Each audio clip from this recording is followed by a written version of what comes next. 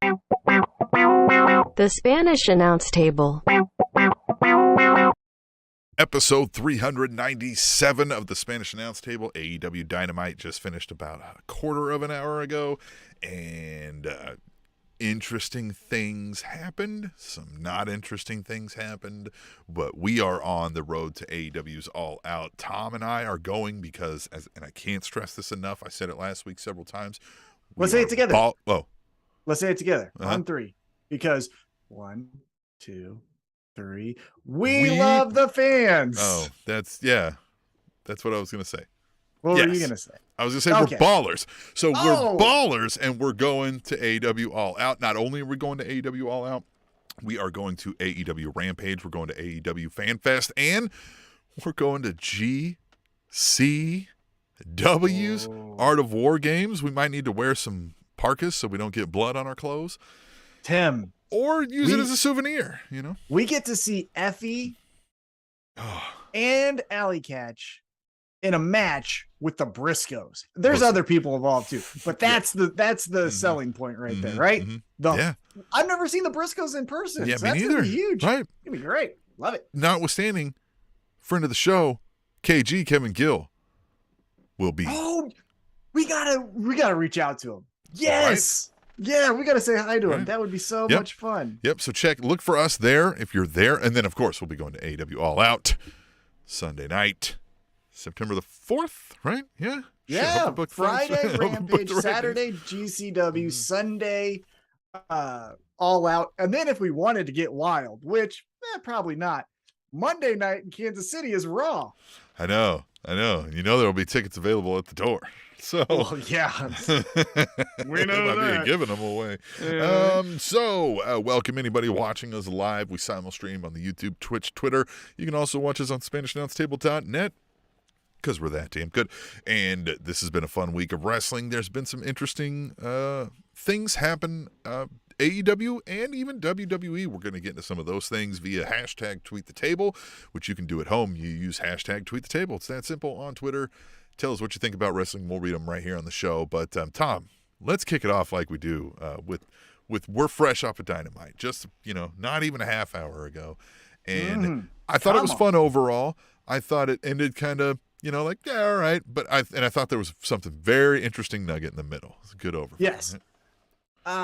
Let's start with the ending first, as far as just a general thought, and then we'll go in chronological order. So the ending was really done well, in my opinion, because for the AEW fan is different than the WWE fan, which is different than the casual fan, which is different than just someone flipping through the channels, right? Sometimes AEW will go mainstream and try to get a Mike Tyson or a Shaquille O'Neal involved. Sometimes they'll just do general wrestling stuff with CM Punk, Bryan Danielson, stuff like that. But at its core, it's the hardcore fan base on a national TV platform, right?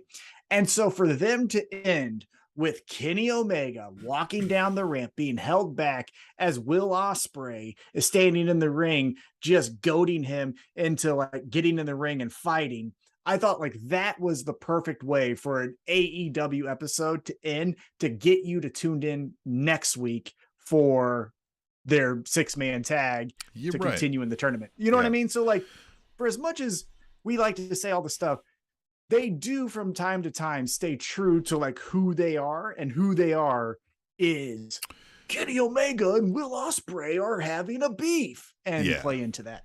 Yeah. Now let's. I'm glad you brought that up. I mean, yes, this plays well into the 6-man tag tournament that they're going to do, these new titles that are out. But we have a hashtag Tweet the Table about that, and it's from an old friend of the show, but not an every week friend of the show. All right. It's at Ash Hendricks 92 says 6-man tags are cool. 6-man titles are dumb. Hashtag Tweet the Table. Well, kind of. It can be. Because what I think is interesting is you could say a 6-man tag, someone breaks off of that 6-man tag to say, the other two are dorks. I'm going after the TNT championship, the All Atlantic Championship, the World Heavyweight Championship. And then you can still keep the other two to then go after the tag team. So it's not as if, for example, when a tag team splits up, it's, the tried and true analogy is you get a Marty and you get an HBK. Well, in this, you can still keep two people over by keeping them a tag team, and then they kind of get redirectioned in a different way. So I think it's going to be interesting because on a national TV platform, we honestly haven't seen that, right? And so I'm interested to see how that unfolds. Because again, you could do it the other way. Two guys think that the one guy sucks. Let's kick him to the side, and then we'll just go after the tag team championships or whatever it could be, right? You could do a lot of different storytelling, and that's original. And so I'm interested in just the original thought process and stories that we can tell with 6-man tags instead of just your traditional 2-man or singles titles. And I think, it helps a bloated roster, right? It helps when you have a bloated roster. And if it's going to be hard to come up with storylines. I mean, Tom can do it like nobody else can, but it's hard to keep coming up with them. So an extra set of titles in a completely different division that doesn't just like, this is a mid-card title, and this is the second mid-card title, and this is the third mid-card title. It's a clear, defined, different type of match going on here. So I don't hate it. But, it usually is taken up by the hold your hand wrestling and the like flips and shit, right? Which is not my cup of tea. Now, it doesn't have to be that, right? So I'm going to give it some time, be positive and patient. And I like Ash Hendricks using the hashtag tweet the table. So please do that. Use hashtag tweet the table. We'll read those on the show. You know what I mean? Like, we'll just throughout the week, whenever you feel like wrestling, talk about it. And as a matter of fact, any wrestling thought. And before we get onto that, at proud_powerful, going by the name I Speak My Opinion on Twitter, said subbed. So thanks. Thanks. Appreciate it. Thanks so much. We like wrestling friends, right? We need wrestling friends. So be our friend. Chat with us live here, YouTube, Twitch, Twitter. SpanishAnnounceTable.net's got all the links, and you can just watch it there. So let's keep going here, Tom. Yeah, and contrary to what you're about to hear, I actually like pro wrestling fans. So just know that on the front end before we get into this. And also, thanks, Tim, for telling me that I can come up with a good wrestling idea. I was on the One Fall podcast with Ron Funches and Dave LaGreca, and Dave LaGreca thinks I'm an idiot. So you know what I have to say to Dave LaGreca? You suck. No, you're fine, but you're dumb. And your stories are typically bad. You're fine. And your rants aren't as good as mine, but you're in New York, so it must be better. You talk to Bully Ray and Mark Henry. Anyhow, let's get into AEW Dynamite. That was just gnawing at me. Okay. So we kicked off with a promo segment. We kicked off with Chris Jericho asking Daniel Garcia to come in the ring and you tell me where your allegiance lies. So Daniel Garcia walks out. And before Daniel Garcia could really explain himself, Chris Jericho takes really the front of the conversation over and says, actually, apologize. I get it. He's your hero, all that stuff, but apologize to me and we'll be good. And this makes sense because, again, the group is the Jericho Appreciation Society. This is not the Four Horsemen or the Foundation or any of these teams where, you could say Ric Flair was the leader of the Horsemen, but it wasn't a name. You know what I mean? Anyone technically could have been the leader of the Four Horsemen. We just kind of identified Ric Flair as that. Yeah, he just kind of took it over. Yeah. But with the Jericho Appreciation Society, it's Jericho, right? And so Daniel Garcia is talking about how Jericho took away the moment from him to get that respect from Bryan Danielson. They're kind of going back and forth. Garcia's, towing the line, seeing what he really wants to do. And then before he can make a decision, here comes Bryan Danielson. And Bryan Danielson just likes to stick his nose in this ordeal. And he's just like, hey, seems like he's pushing you around. So what are we going to do about that? It ends with Garcia pushing Jericho, walking away upset. And then Jericho confronting Bryan Danielson saying, you know what, you jerk. I keep hearing that you've been the best wrestler in the world and I've never seen it. And so how about it all out? You prove it to me one-on-one. So Tim, with all that being said, the first segment, the A block, as they call it, kicking off the show, what did you think of Garcia, Jericho, Danielson, and this whole fallout?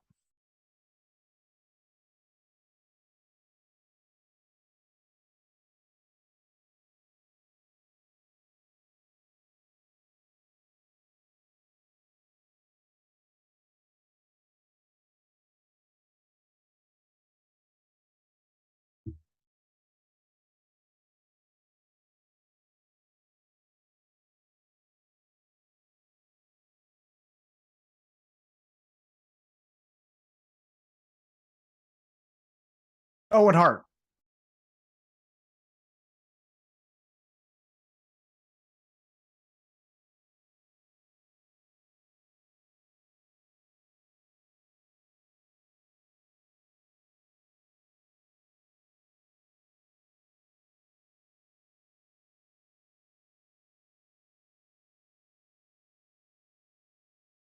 Mm-hmm.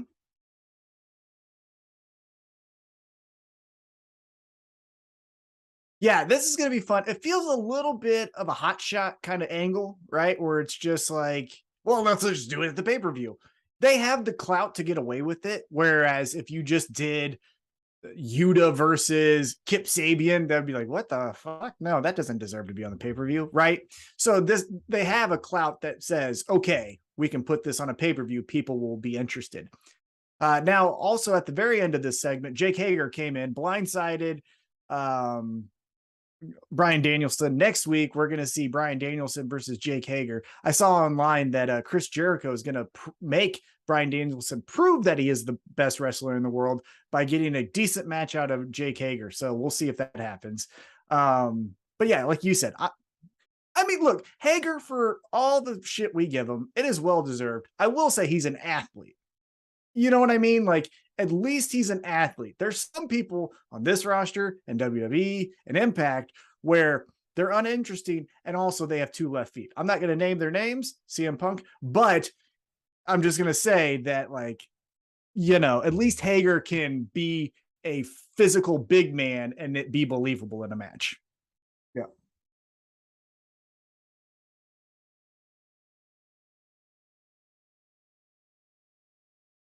Uh, Kenny Omega. It was Kenny Omega. Yeah.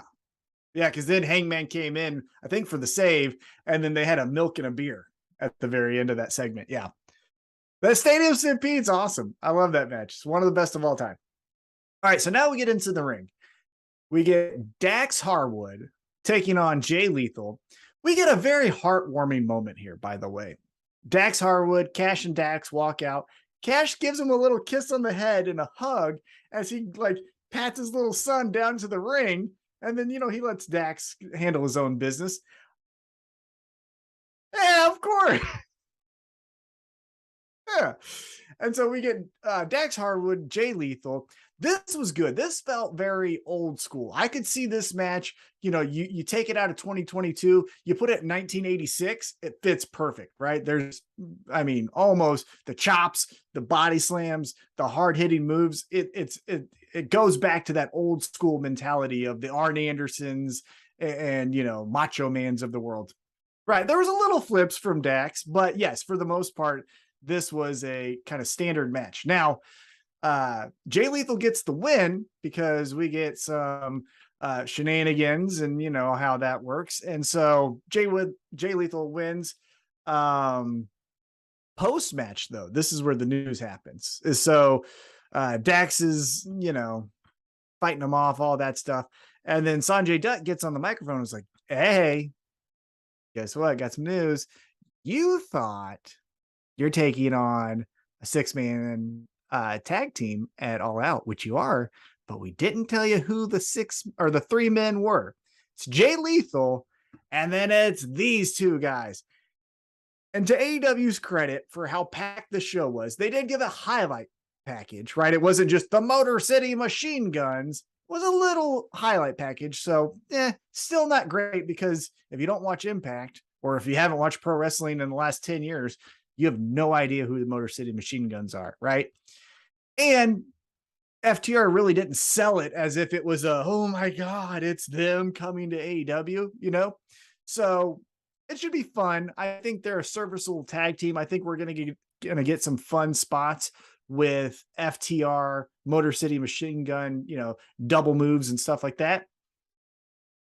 But Tim, the elephant in the room still is Wardlow's going to be in a match. And I assume Satnam Singh is going to be ringside. Shouldn't the payoff be at All Out, regardless of who wins or loses this match? Wardlow has to powerbomb Satnam Singh. Yeah.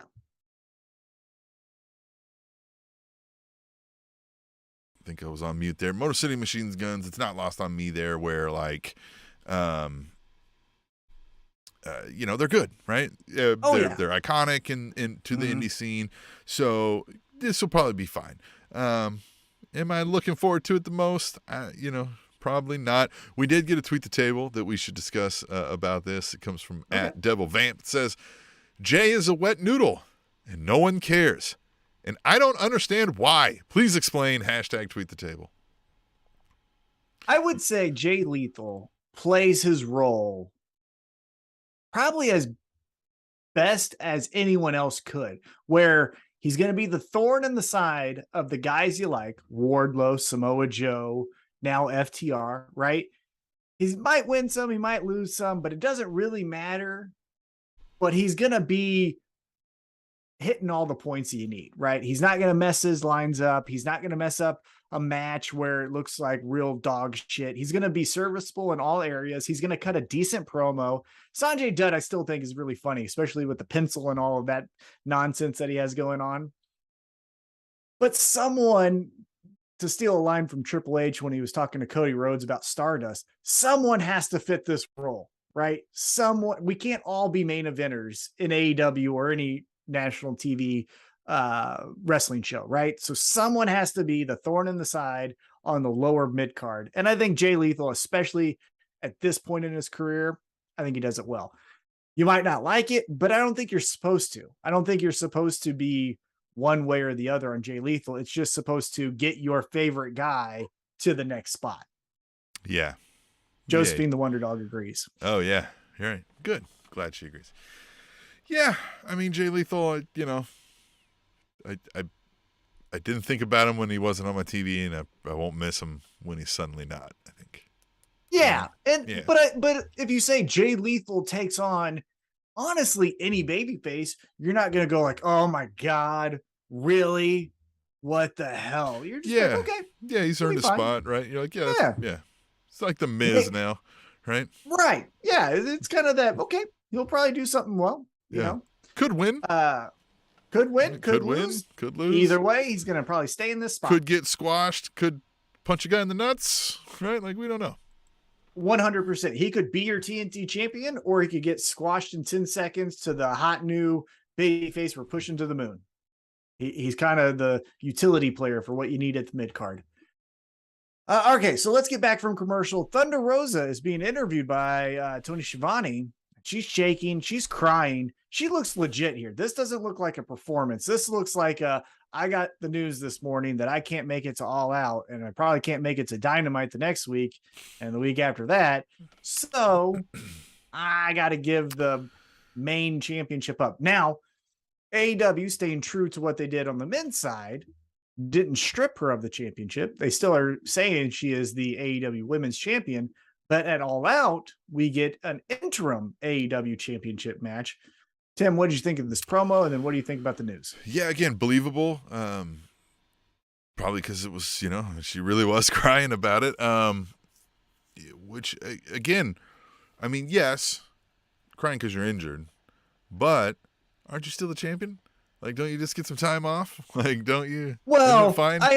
I understand what you mean. I think it's the All Out is probably our WrestleMania, and I can't be on our WrestleMania. Right. Yeah, I think somebody else is going to be the champion, and I won't be around at all. Right. Right. I think if unfortunately this injury happened, but if it would have happened a month ago and say she's out for 3 to 4 weeks and she can make All Out, she's probably just like, well, this sucks, but I'll be back. You see where you humans mess up this is why you just don't have pride in things. This is why you just go dead inside and don't attach to anything.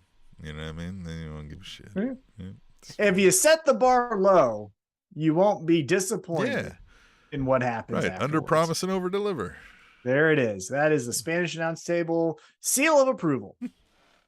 All right. So let's get back in the ring here. We get father versus son. Yeah. Right. Smack dab in the middle of this 2-hour episode. We get Billy Gunn versus Colton Gunn. And this was good. Everyone played the hits. We got Colton Gunn and the other Gunn. Gunn 1, Gunn 2. They did their fun heel stuff. Billy Gunn looked bigger than everyone else because he is. The Acclaimed came out, gave some fun one-liners, talked about the apparent, if you saw on Twitter, mandatory meeting before Dynamite that Tony Khan held. He also touched on how Biden did the student forgiveness, which thanks Biden on that, pal. That really helped me out. Joe. Thanks, Joe. But the match was fine. The match was good. There was a cool spot there where Billy Gunn starts to really kick the shit out of Colton, and then he has to kind of catch himself of like, what am I doing to my son? Yeah. And then the fun happens here, right? Stokely Hathaway comes in. He takes the boombox, attacks Max Caster. Then Gunn number 2, Austin Gunn, I think it is, takes Anthony Bowens, throws him into the ring. That distracts Aubrey Edwards. Colton gives him the old Kansas City comp punt right to the dick, and then pins his dad. Beats his dad 1, 2, 3. So afterwards, post-match, this is where it didn't make sense. And maybe you can explain this to me. Stokely Hathaway then gets into the ring and then gives the Ass Boys his card again. And then they like take it again and then kick the Acclaimed and Billy Gunn. And I was like, we did this. Yeah, I thought right? we did this already. Now, maybe it's like, okay, all right, now I accept it, but like, shouldn't it have been maybe a contract or something? Like, hand him a contract, and they go, yeah, have him sign something. Yeah, and they fucking sign it, and then he's like, hey, there it is. Give him a little of the fucking Kansas City comp punt there, guy. And they go, oh yeah, all right, and then just whap, bam, fucking titty twister, neck breaker, right?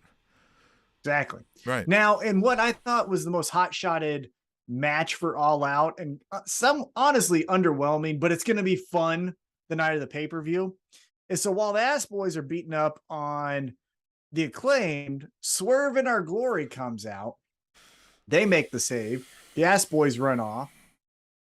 Fast forward a little bit. Then we get a backstage segment where the tag team champions are saying, you're ranked. Why don't you fight us for these? And that seems like reverse logic, right? Why would you put your championships in jeopardy? Well, so they're doing the face thing, right? They're like, you're a worthy, but why wouldn't it just be the number 1 contender, right? Or it's exactly. like, or you know what? Even sell me on like, hey, you're not the number 1 rank, but we think you should be. And guess what? We can issue, you know what I mean? Challenges. So, we think, prove it, right? Like, be like, you're just trying to be us anyway. And then it claims like, excuse me, like trying to be you? Like, yeah. So can I tell you what I think I would have done differently with this? You could get more meat on the bone. Well, you can get more meat on the bone by doing it this way. All right. Swerve in Our Glory chases off the Ass Boys. Next week, the Acclaim get on the microphone. They do the rap, but then they're calling out the Ass Boys. And they're like, Ass Boys, you sons of bitches, come out here and fight us, right? We want to fight you one last time because that garbage match wasn't enough for us. We need to get our hands on you. So they're waiting in the ring, which again, interviews shouldn't take place in the ring, but that's a point that we can talk about later. But they're standing there. And then Ethan Page and Lee Moriarty attack them from behind. Then the Ass Boys come out, and then all 4 of them are putting the boots to them. Swerve in Our Glory comes out again to make the save. And then at All Out, we get Swerve in Our Glory and the Acclaimed taking on Stokely Hathaway's 4-man group of whatever they are. And then in that process, you could have Keith Lee pounce Max Caster. The Stokely Hathaway guys get the victory. The next week on Dynamite or Rampage, whatever one you want to do. Now the Acclaimed are, hey, you cost us this match that meant so much to us. We need to cost you something that means so much to you. We're going after those championship belts. Swerve in Our Glory is like, we're no bitches. We say yes. And then there you go. Everyone wins. Yeah, well, here's what's happening, though. This is going to go towards All Out. We're going to get this as the opening match. The Acclaimed are going to win the tag team titles, and we're all going to hear the victory rap, and we're going to be fucking jumping around. Now, and I say we because we're going there because we're ballers. We are ballers, and we are going. Ballers. And we do love the fans. Yeah. Here's the thing. Yeah. You could be right. And you know why? Because AEW loves to do the detail of the story that happened 7 months ago in a snowstorm that you probably forgot, and then pay it off at a pay-per-view. So this could be the moment at All Out where Keith Lee turns on Swerve Strickland or vice versa, however it happens. And then, yes, the Acclaim do become tag team champions. I would not be shocked by that. But if you're breaking kayfabe here for a moment, if the plan is let's just get the tag champs on the show, I think Stokely Hathaway and his group need to be a little bit more featured. So here's the perfect plan, 4-on-4. But this just screams. All right, so you're going to have this screams the model of success in Billy Gunn's eyes, at least, from the old days, right? They're going to have Billy Gunn, Daddy Ass, tag team champs. They're going to come out with a rap. They're all going to do their lines, right? Everybody will do their things. They're just marching around like a bunch of cheeseheads the whole time. Like, yeah, I think this is where we're going. It would be cool. The only thing that I hope does not happen is if Tony Khan pulls a Vince McMahon like he did with Paul Heyman, and then at the pay-per-view, Billy Gunn then costs the Acclaim the match and says, hey, I need to go back to my sons. And then we get another silly turn from Billy Gunn. Like, that's the last thing that should happen. That's the only thing I'm saying is that happens. I'll hate it. The Acclaim need Billy Gunn more than the Gun Club need right now. If they're not the ass boys, he shouldn't. They're not scissor me daddy ass without daddy ass. Yes. Right. But look, at SummerSlam, Paul Heyman turned on Brock Lesnar and then sided with Roman Reigns again. So, silly things happen in pro wrestling. It's just, I hope that doesn't happen this time around. I might buy me a Scissor Me Daddy Ass shirt in Chicago if they got it. You didn't get it. I did.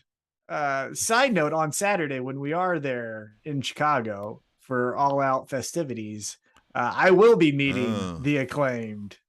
So I'm bringing scissors on the plane, and we're flying. No, you're not bringing scissors on the plane. I'm gonna get away with it. Shit.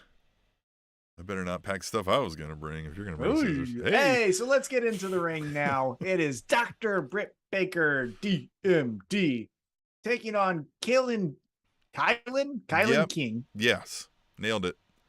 I will say, if you got the chance to watch AEW Dark, they did build this matchup somewhat leading into Dynamite. So Miss King here got the better of Britt Baker in a promo battle, which then ended up with her throwing Britt Baker into the guardrail. That's how you ended Dark. So then Dynamite, now we get the payoff. So I will give them credit on storytelling on the lesser show, right? We always say, do some storytelling there. Well, we got it for once, right? Yeah. So credit to them. Yeah, and look, I think Britt Baker is a good way to showcase somebody that they're trying to get over on these under shows, right? And still get a victory, and then still get a lead into her post-match promo. And you also get Kylan King is from Cleveland. They're in Cleveland. Dr. Britt Baker, DMD, is from Pittsburgh. You have the football rivalry of Cleveland and Pittsburgh. Kylan King, I think so, or the surrounding area, how I'm from Independence, but it's Kansas City. But and she chose to advertise that. I mean, talk to our good friend Justin about advertising Cleveland, especially right now after the quarterback they signed. Anyhow, Britt Baker gets the win. Post-match, Baker gets on the mic and then says, Tony Storm, isn't it great that I'm in a match with you? Because now you're relevant, bitch. And Tony Storm walks out. And she's doing her little power walk. And then Jamie Hayter hits her in the back. And Britt Baker's like, oh, yeah, hey, dumb bitch. That girl's in the match, too. And she's like, kick your ass. And so they're fighting. And then Hikaru Shida comes out with her kendo stick. Because remember, she's on the roster. And she comes out and she's hitting everything. And she does her thing. She makes the save. I do remember now. She's on the roster. And she's good. I mean, I understand there's a language barrier. There's somewhat of a personality that's missing. And that's not really a diss on her. But if you look at Asuka and you look at Hikaru Shida, Asuka is more charismatic and captivating than Hikaru Shida. So it's not that the language barrier is the only thing I dislike, if I was being the stereotypical dumb American. But there is just a charisma thing that I think Hikaru Shida is missing. And so she's in this match. I think most likely she takes the pinfall for whoever does win this.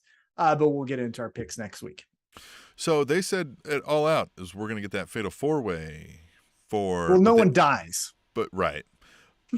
less than fatal 4-way, hopefully. And but they didn't announce whom, right? Is there qualifying matches, or do we know anything? No. It's the 4. It's going to be Britt Baker, right?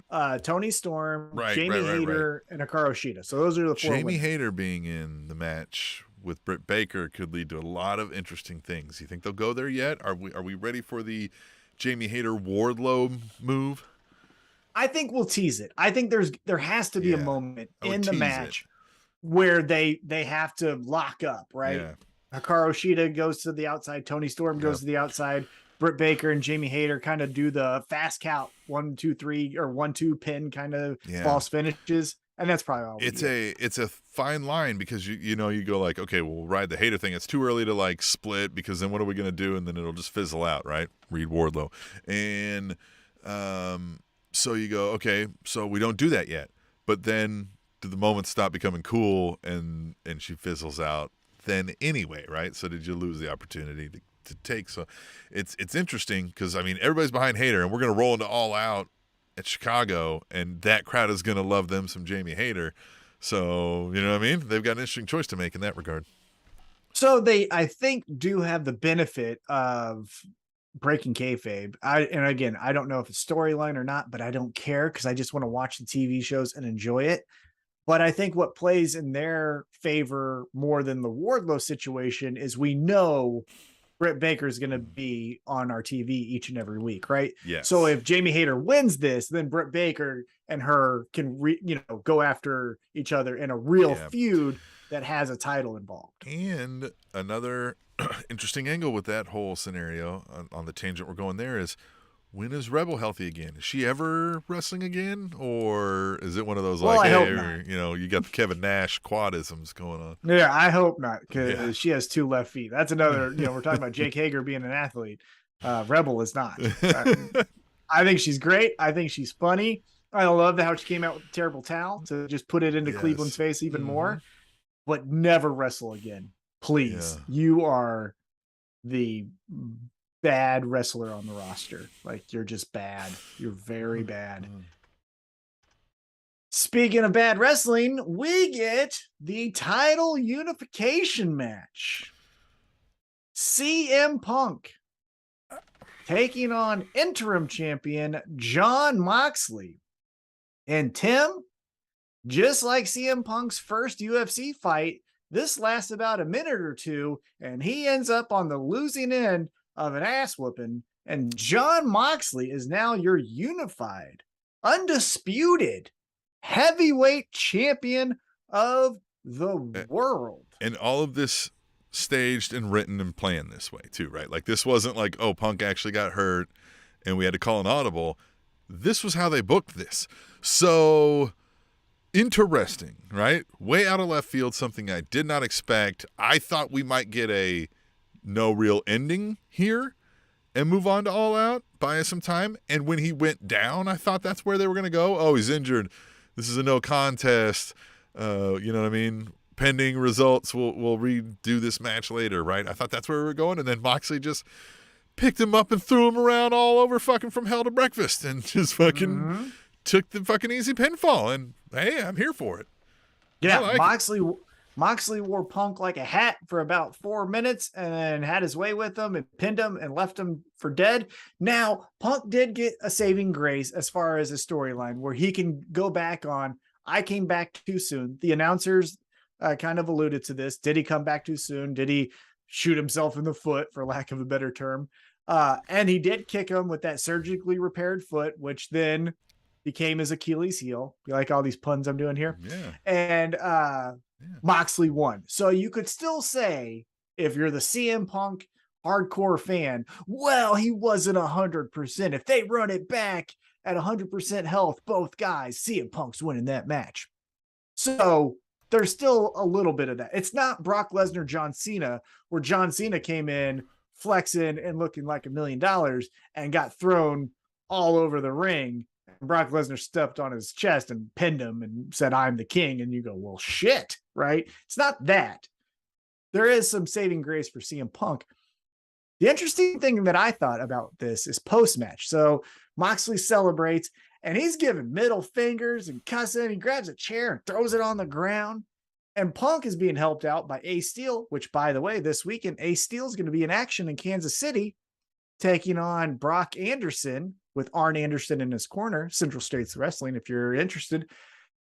But CM Punk is walking up the entrance ramp, and he does the whole look over his shoulder and views the crowd.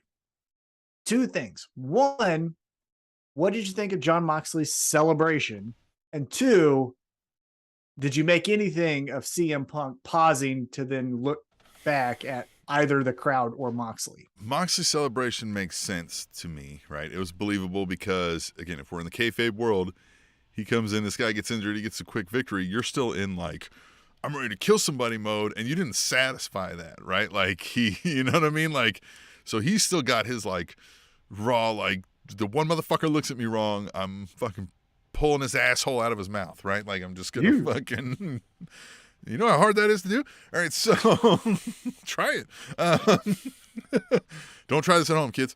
That's all fine. I think they all acted their part very well, right? Like, Punk's like the whole look back, right? Like, and seeing Moxley. So what do you make of that, though? Do you make of that a character shift? I hope he's like, hey, listen, apparently everybody's calling trouble. I'll just I wrestled my contracted amount of matches or spots or whatever. Like let's call it good. I'll do some promo work for you or whatever here and there, and then like I'll make my way out and I'll go out. You know, I'll put the guy over and I'll leave. You think he's going to? I'm pulling back the curtain a little bit. Yeah, so you think he's going to coat check, asking for his belongings, and then going to valet to grab his car? Yeah, right. Maybe get out of his contract, and maybe he goes up north, as they say. Oh God, no. I'll give you my paycheck for a month if that happens. I swear on everything. Yeah. All right. So maybe that one's a little off the wall, but maybe not. Yeah. But yeah, I could see that in a real life behind the scenes thing. If we're not to think that way and we're doing storyline, I like it. We've had squash matches and championship things where we didn't before, like on the WWE side of things. We've talked about Brock Lesnar, suplex cities, John Cena all over the place. And here, like you said, it wasn't even exactly that. It was just, it's real. It's like, oh snap, rolled my ankle, and that's bad news in a fight, right? Like, and you don't fight very well on one leg, and so wasn't your day. And especially fighting Jon Moxley, who is at the top of the food chain in AEW. Right. It's not as if CM Punk hurt his ankle and couldn't overcome the Captain Shawn Dean. Right. This was Jon Moxley, your former champion, your current interim champion that you're wrestling. So it would make sense that you couldn't overcome a beast in Jon Moxley. So I agree. I don't think it's goodbye forever. It could be, man, you know what? My ankle still hurts. And they got other things planned. So why don't I just go back on the injury list for a little bit longer? You figure out this MJF shenanigans and all this other stuff. Maybe push some other people that I might want to wrestle in the future to my status, and then I'll come back. I don't think it even could have been time in this. Yeah, it even could have been some mix of this where, like, the rumors are true. His being there is causing morale to dip in the locker room. So he and Tony Khan to have a discussion. He's like, well, listen, how about I take one for the team here? I make Mox look like $1 million. You know what I mean? Like, he straight up beats me. And like you said, I'll go back on the injured list for a while and let other people shine. So here's the other interesting question. All Out, we got some more matches announced. Ricky Starks versus Powerhouse Hobbs, which we'll talk about the Ricky Starks promo here in a minute. But we have as of this recording, Wednesday night, what is this? August 24th. We have no title match announced for All Out. Well, and let's discuss that too, because I don't think AEW has done a huge thing about maintaining high-level main event stars, right? So Punk is out. We have Danielson and Jericho tied up in a match. Omega's tied up in this trios thing. 6-man. So who else is there? Well, I want to say, okay, I'll say two things. I'll tell you what I want, and I'll tell you that it's not going to happen. I want, I want Hangman in that spot. Damn it. Yes, and he's free. Well, but he's not, because if you saw next week, they're continuing the 6-man. Excuse me, God, going through puberty over here. They're going through the 6-man tournament, and Dark Order does not have a third man. Yeah, but they could. Well, who's the third man going to be? Yeah, it's going to be Hangman. If I'm a betting man, I'm saying it's Hangman. That makes the most logical sense. Yeah. There's another elephant in the room that I'll just throw out there. I'm not saying that we can make a story in a week and it's going to sell 1 million pay-per-views, but there is someone out there by the name of Samoa Joe. He ain't doing much. And you tell me Samoa Joe and Jon Moxley are going to punch each other in the face for 30 minutes, I'm watching. Now, I understand Samoa Joe's your TV champion for Ring of Honor, so he has those kind of commitments that he has to go to. Yeah, but you own both of those for Tony Khan. Samoa Joe's there. I like the idea of Samoa Joe. This is how I would have done it. And this is why Dave LaGreca, you're an idiot. My idea is better than yours and what AEW's doing. What I would have done here is Claudio turns on Moxley tonight. You're the weak link, just like Punk said. You're the third best member. I'm new to Blackpool Combat Club. William Regal and I had a conversation. You don't have what it takes. I'm costing you the match. He loses the championship.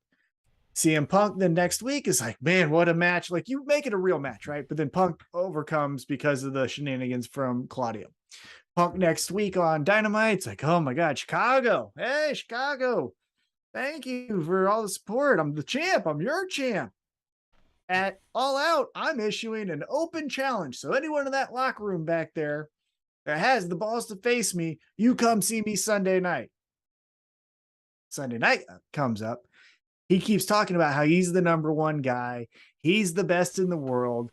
He beat Moxley. He beat Hangman. He's beat Darby. He's on a rampage that no one's ever seen. He's the best he's ever been. No one in his career could ever beat him again. And then that's when Samoa Joe walks out and he goes, say what, motherfucker? Did we forget our business in Ring of Honor?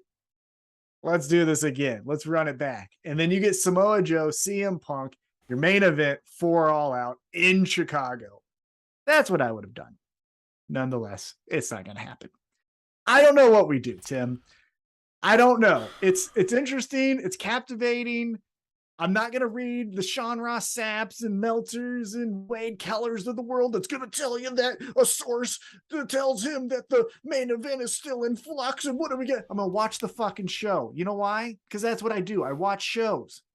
I don't go to the movie theater and say, hey, what's the ending here? We're on the second scene, but do these two guys, does Chris Evans and Robert Downey Jr. actually like each other? I mean, I know it's Captain America and I know it's Iron Man, but like, do you think they really dislike each other? Oh, do you think he like really punched him in that scene? What's the ending? What do you think the end? Like, you fucking idiots, just watch the show. Just watch the show. It's all you have to do. Again, love pro wrestling fans. You guys are great. I'm one of you. We're all in this together. But stop ruining the shit for you. I read so many comments from Tony Khan talking about the main event, which we'll get into in a moment, about how, hey, you got to watch Will Ospreay and Pac are now squared off in the ring. AEW Dynamite on TBS. Tune in now.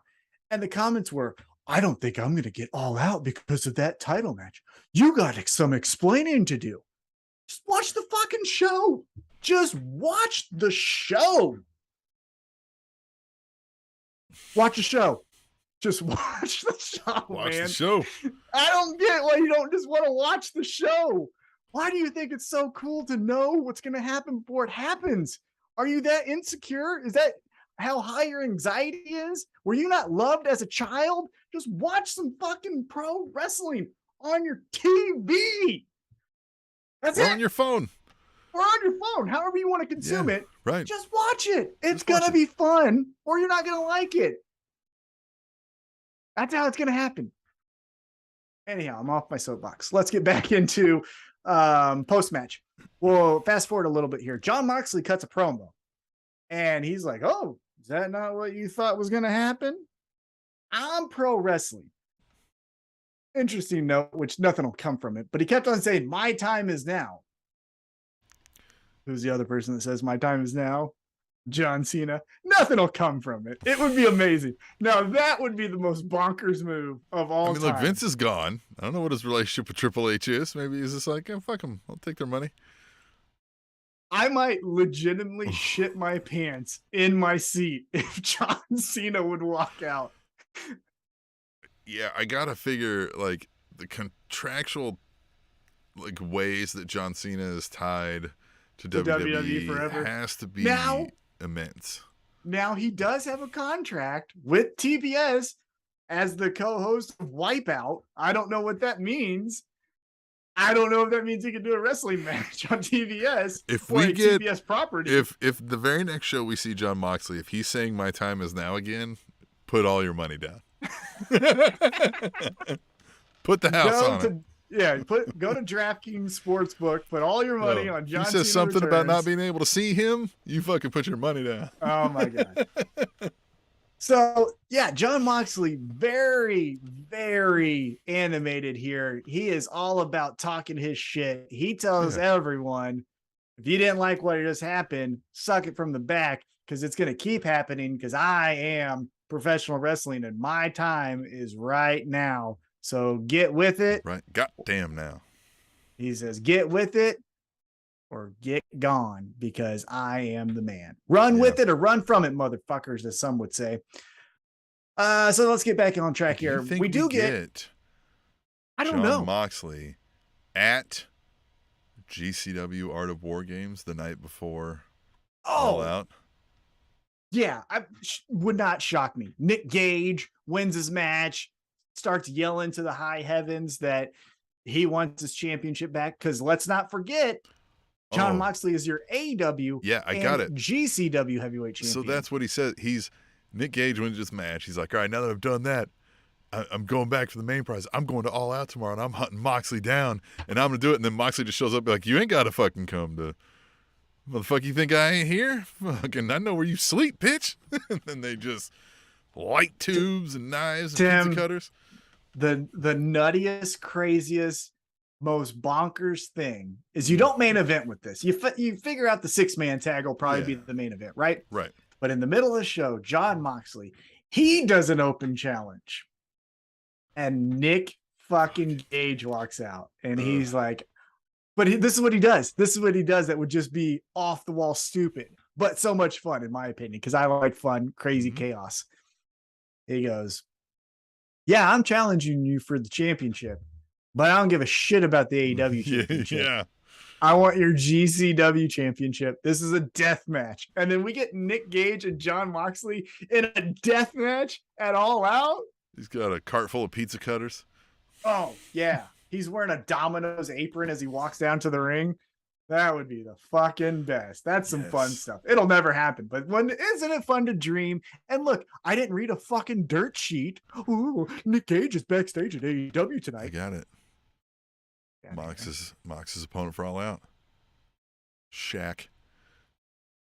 I mean, Shaq appears from the ambulance. What's up? Right. He's like, you thought I was gone, bitches?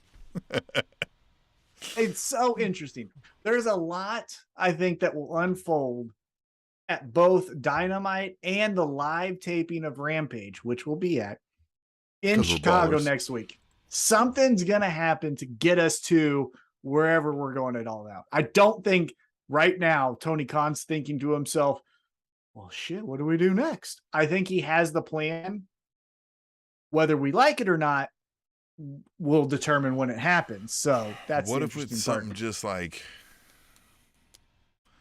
what if we still get Punk Moxley and he's just like, no, I'm fine, and they're like, you're not fine. He's like, I'm fine. I'm you know, and they're like, you're not fine. He's like, no, I got a doctor to clear me, and they're like, what fucking doctor is this, right? And he against all odds, finds a way to one-legged beat Moxley.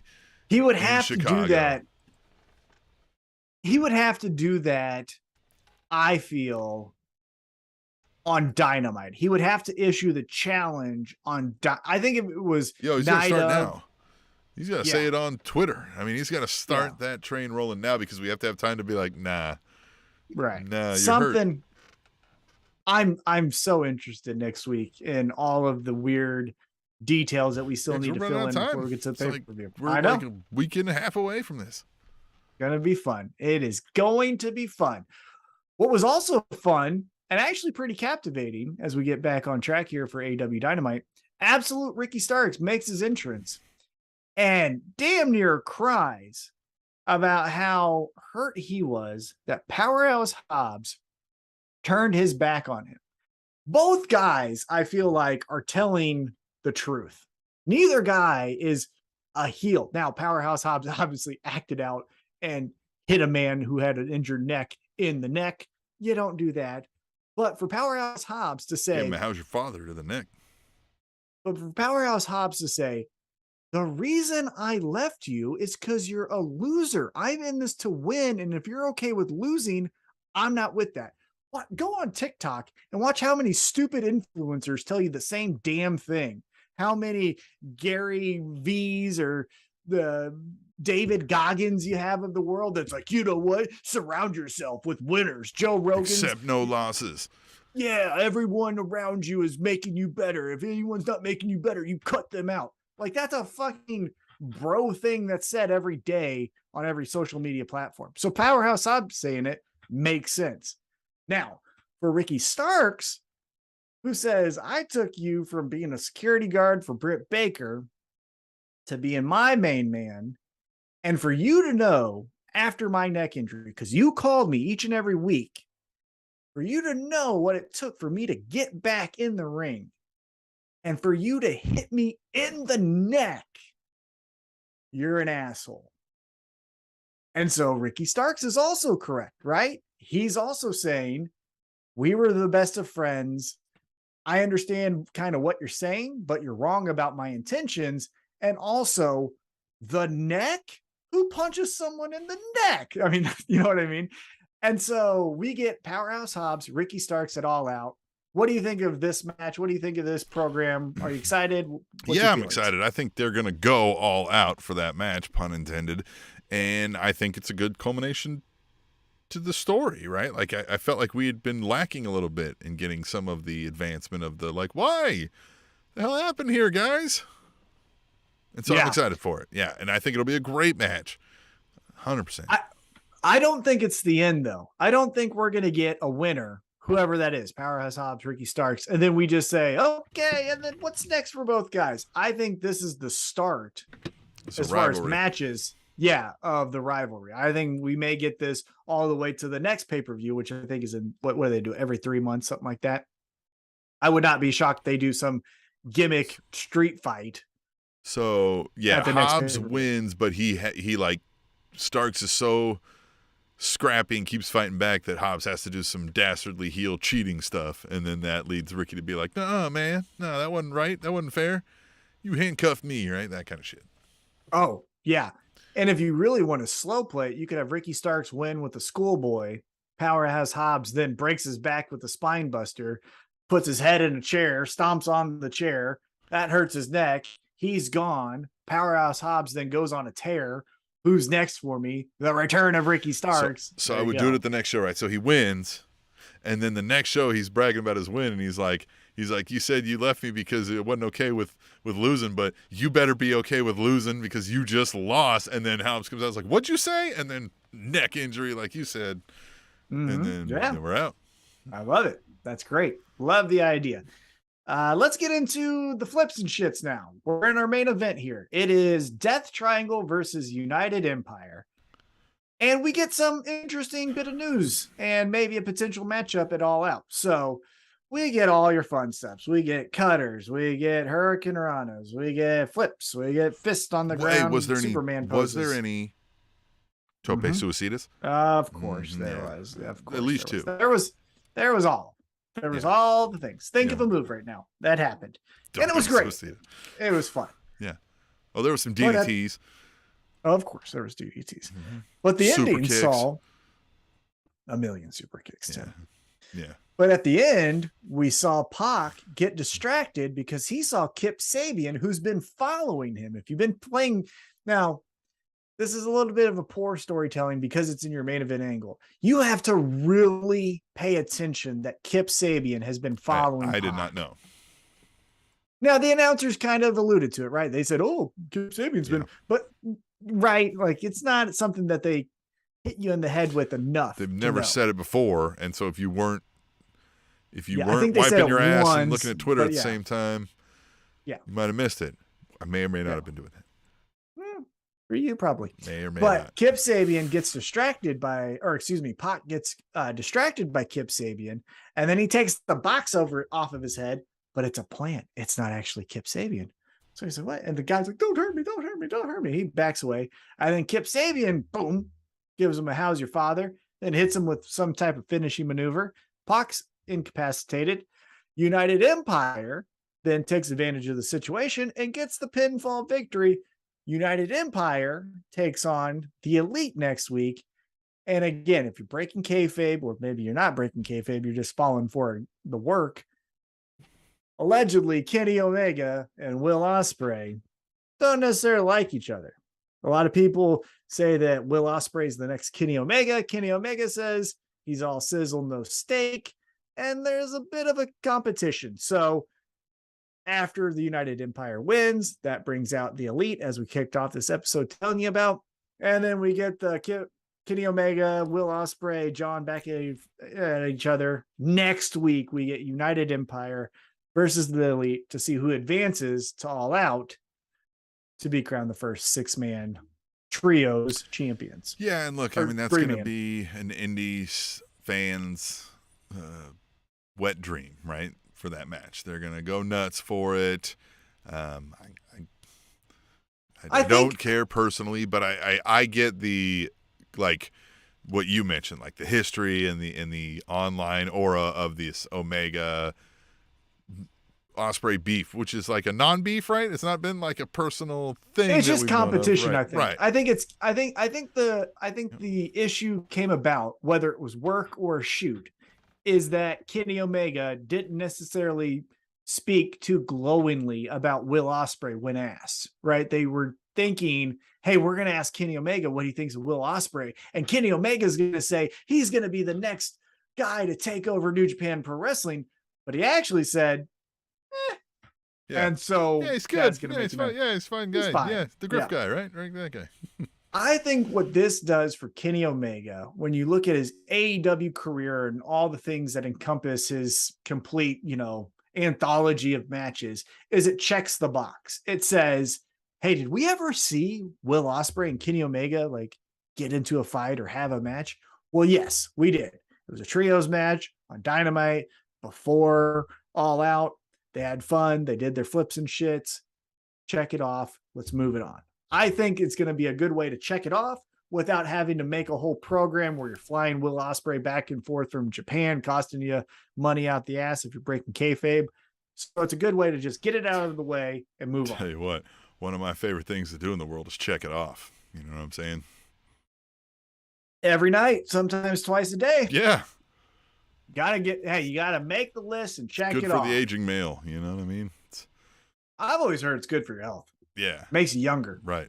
You got to check it off. If you look at my face, at my face right now, Christ almighty. All right.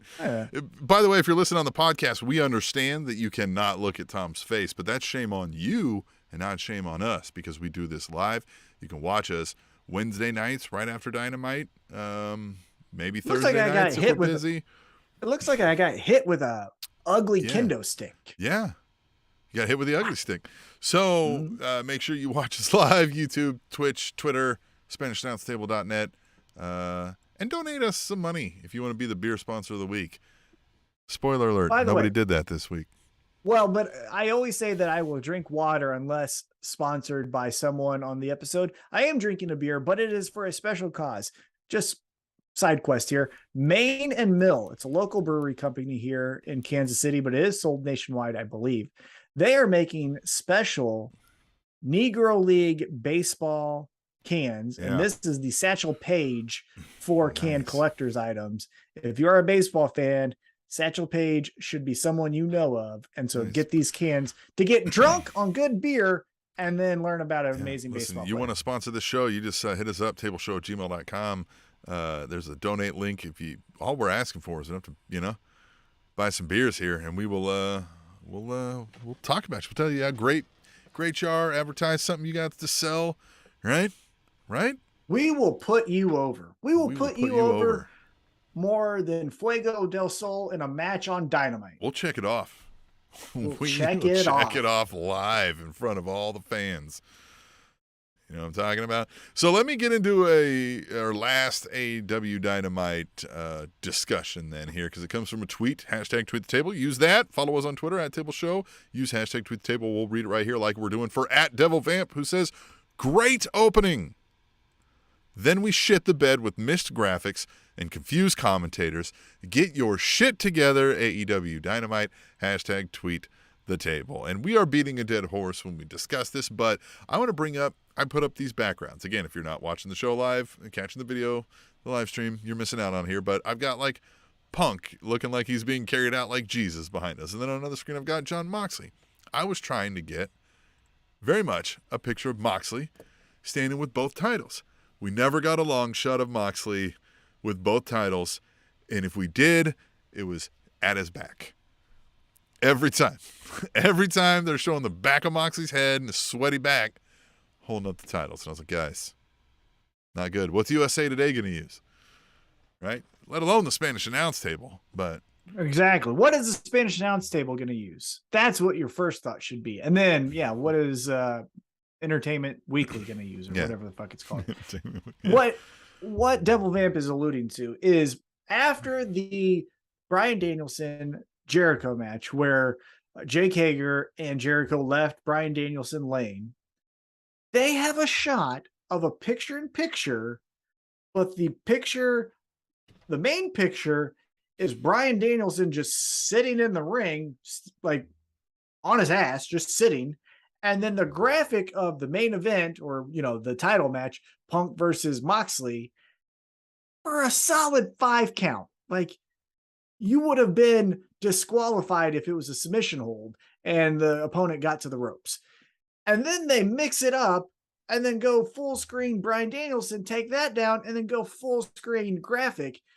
It's not hard, executive producer, to make sure you're calling the right numbers, man. This is national TV. Take pride in your work. This was a mess up. And I'm not saying always be flawless 1,000,000%. But as you alluded to, we also missed the John Moxley holding up the championships, which should be the payoff of your episode, right? So why not tomorrow? Fucking tomorrow. You have Chicago all week, most likely. The United Center is not going to be used for really anything else. Fucking practice. Just have some people that you pay $50 to fucking run around. You as the executive producer and your camera crew just fucking practice. Man, we're talking about practice? Practice. And do me a favor. Just check it off. Just check off practice. Check it off. Check it off already.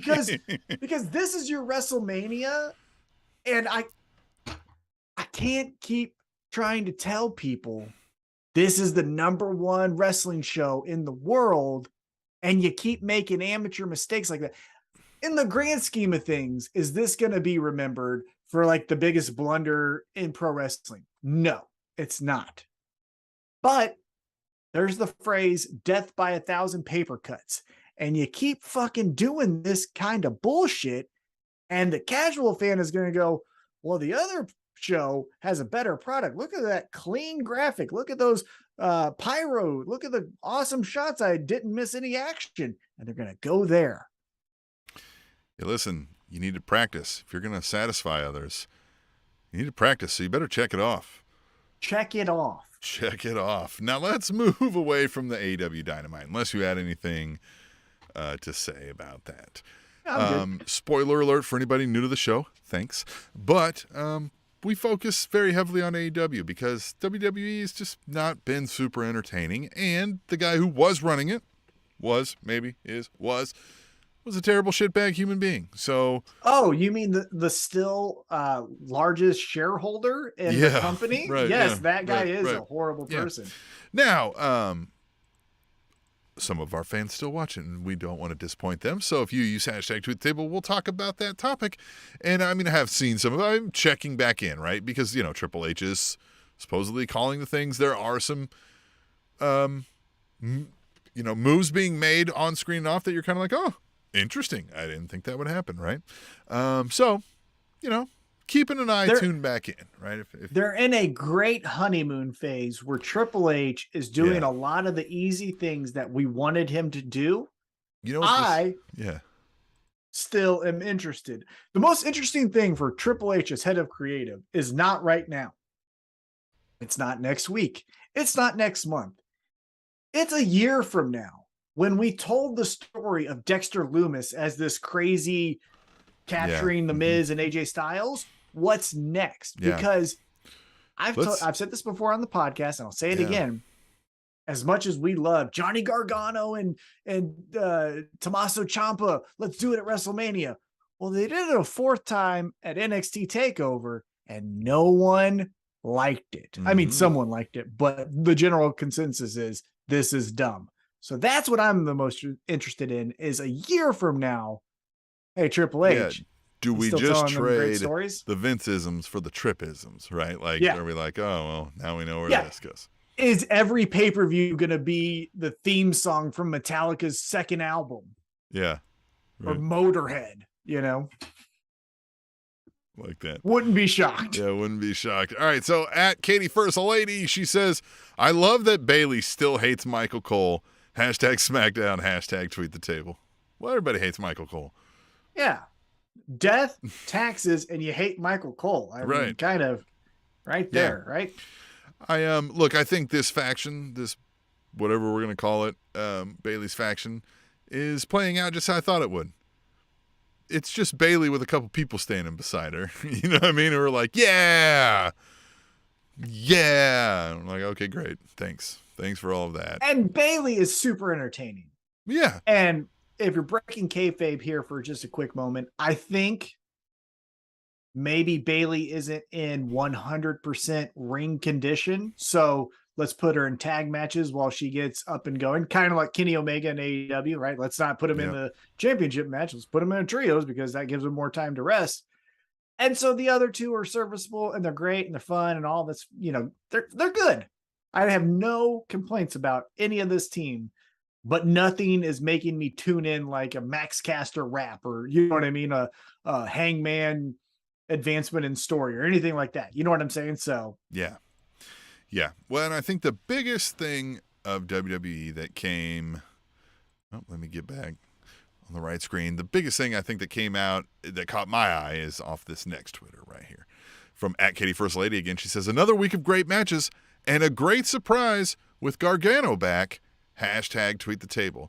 Yeah, but I also kind of felt I was like, oh, he just walks out and is like, what's up, guys? I'm back. We're like, okay. Right? I was like, that's interesting. I thought, it's a surprise. It's one of the things that before the internet, what you would have done is grabbed the phone, called your friend, hey, Johnny Gargano is walking out to the ring. You got to watch now. Or now, I guess the equivalent is you tweet it out. Someone who isn't watching sees it. They grab their channel clicker. They go to it. Right. So the surprise is fine. And it did, I guess, establish who he was because Austin Theory then comes out and he's like, hey, all that stuff that you want to do, win a title, wrestle at WrestleMania. I've done that. I did that. Yeah. So like maybe you could learn from me. Right. He's like, maybe I'll show you the way. Right. Yeah. Yeah. Now he's not wrong. He's not right? wrong. He's not wrong. Who is the veteran on the main roster? Austin Theory. In the Theory. two of them, it's it's Austin Theory. I'm not calling him Theory. That makes no fucking sense. It's Theory Austin and Riddle. Theory. No, it's Matt Riddle, Austin Theory. It's Lana. It's not Lana. Well, but that's a name. Yeah, Lana. I'll still take the L on that one. But this one, it's a name. Not gonna call it. What's your first name? Theory. Okay, so what's your last name? Theory. So what's your middle name? Theory. Get the fuck out of here. Yeah, I ain't calling it. You're not Cher. Yeah. Get the fuck out of here. You It's think like the you're guy who Beyonce? asked me to call him Tick Tick Boom when announcing him to the cage fight that you put me on to for announcing. Oh, who was that? Yeah. I said, "What, you got any ring name?" And he was like, "Yeah, call me Tick Tick Boom." And I was like, "Okay, so first name Tick Tick Boom, last name." He's like, "Nah, just Tick Tick Boom." And I was like, "I can't do that." And he was like, "Yeah, you can." And I remember it was Joe Wooster, and we were like, "Can he do that?" And he's like, "Absolutely the fuck not. He cannot do that."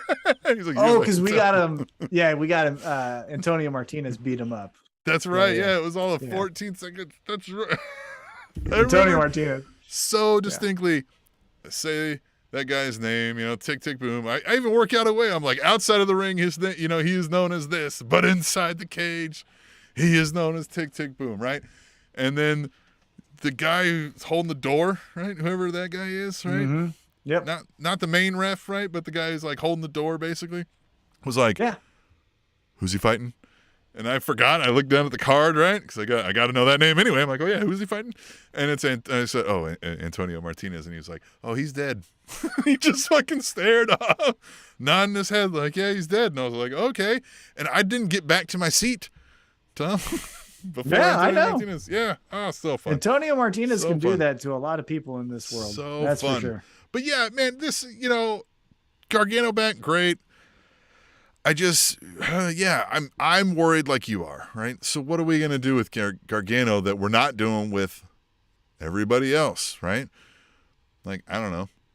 Well, and the other thing too is, so Austin Theory stays true to the heel way that he was in NXT, continues to double down on being the obnoxious prick that the way taught him, and now Johnny Gargano is just going to super kick him and we're going to love Johnny Gargano? That's some of the logic doesn't make any fucking sense. Yeah. Because the fucking thing, right? This thing. Like, let's do it, right? If I do it this side, what side do you got? Wait. Oh, yeah. Let me get back on the right screen. Yeah. Which way are there? We are right there. Yeah. Hey! Right? Right. Yeah, we got it. Yeah, we did it. Kind of. Again, watch the YouTube, Twitter, or whatever it is, and you'll see that. So why did Johnny, like, I was actually aggravated that he did it on night one. I would understand after a few weeks, he goes like, what am I doing with this fucking dork, Austin Theory? I'm going to super kick him. Okay. But on night one, the guy you taught to be this way, you're now going to just disown? You were his father. Yeah. You're the bad guy. Now you got a real kid. Now you're going to leave him? Like, yeah. You raised this child in your own image. And then when you saw it, you were like the Dr. Jekyll, or who was the doctor? The Dr. Jekyll? Yeah, right? Yeah, Mr. Hyde, like the Frankenmonster. You killed your fucking creation. So, like, you're a bad person. You're just going to bail on something because it's difficult now? Jerk. Yeah. And you have a dumb haircut. Yeah. Yeah, and I don't. Oh, you know what he did say, though? What Johnny Gargano did say, which I think it was done for me for the rest of the promo. What? He was talking about his kid, right? And he says, what, with my brand hogs? new, fresh 6-month-year-old child. Go back and watch that. He said 6-month-year-old child or boy or whatever, a girl, whatever it was. And I was like, nope, you got to go. Yeah. Can't take anything you say seriously anymore now. You ruined it. You don't know how. Yeah, you don't have to talk about your own child. Yeah. No, he's gonna be fine, and I think he's gonna do well. I'm gonna be completely honest. As a wrestling fan, I am over the moon happy that he did not go to AEW. I would be just infuriated if we added more stuff to whatever we're doing. So great. He went back to WWE. Thumbs up.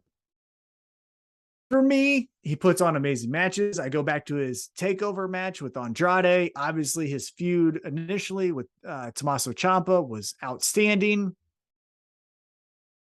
The way was cool. It had its moments. I'm not going to downplay it like it was the stupidest thing in the world. It was cool. It had some moments. The wedding was fun with Indy and Dexter Loomis. Again, you got to sell me. I'm positive and patient, but you got to sell me a year from now. What's the stories after? Yeah. Why do I care if Johnny Gargano's about to get his ass kicked? Yeah. Or why he's going after a championship. Right. Yeah. Why do I care? But that's all we had for the WWE talk.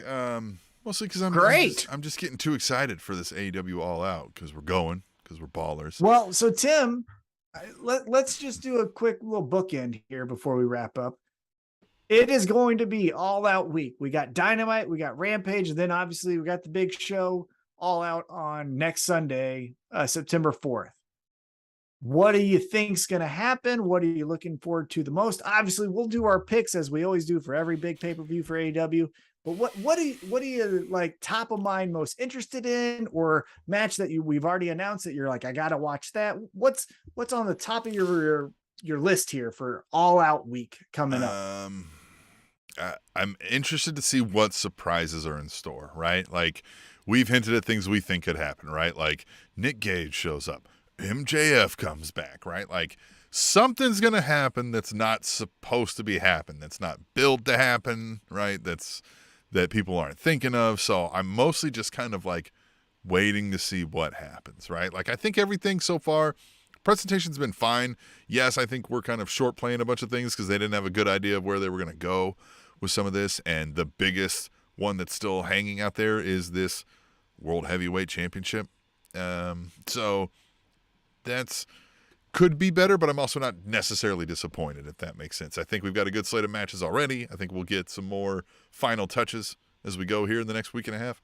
And I just think when we're there, it's going to be fucking super fun. I think AEW still got the like, we're all here for the party vibe to it, especially in a town like Chicago. So I think it's going to go off well.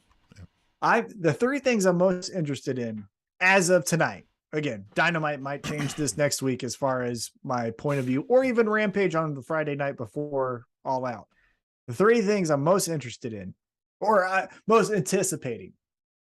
One, I think Wardlow has to powerbomb Satnam Singh. And if he does, that's your make or break moment. Because if you do it, you're Goldberg. If you don't, you're Ryback. You know what I mean? Ryback missed a lot of his finishers because he wasn't actually strong enough to do the shit to Mark Henry or whoever it is, right?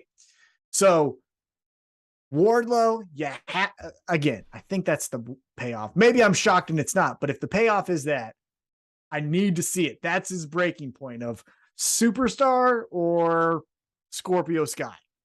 Second, and this is just because I think he's must-see TV, but Max Caster and his rap. We've got so many things in the headline. He mentions Trump. He mentions Tony Khan. He mentions Vince McMahon. What is he going to say in Chicago at the WrestleMania, which most likely will kick off the show? I think that match will kick off the show if I was guessing. And then third, what in the world is this world title? Because that's what you leave them with. As much as AEW's hit home runs, go back to the death match between Kenny Omega and Jon Moxley. Eddie Kingston at the end makes the best babyface turn in probably pro wrestling history in America. And it is only remembered because of sparklers and duds and Excalibur trying to put it over like it was some catastrophe. So what are you leaving with, right? What are you leaving us with the world championship? You got MJF, CM Punk, Jon Moxley's the champion. He can fucking lose it next week. We don't know. Like, there's just the world championship, I think, is the most interesting thing. And I'm not reading dirt sheets. Don't fucking tell me that the plan is to have Bryan Danielson not wrestle Jericho and actually challenge Bryan Danielson. And then you're going to get Bryan Danielson as your world heavyweight champion. I'll punch you in the mouth. You tell me any fucking dumb shit from Sean Ross Sapp. I'll fucking punch you. I won't, but you know what I mean. What? I love you, fans. Might, yeah. You might. Yeah, come to Chicago, motherfucker. We'll see you there. Yeah, what will you leave us with? And what we will leave you with is two things. One, a thanks for joining us and have fun with us.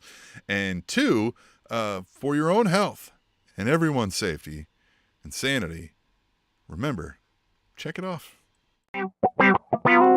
The Spanish Announce Table.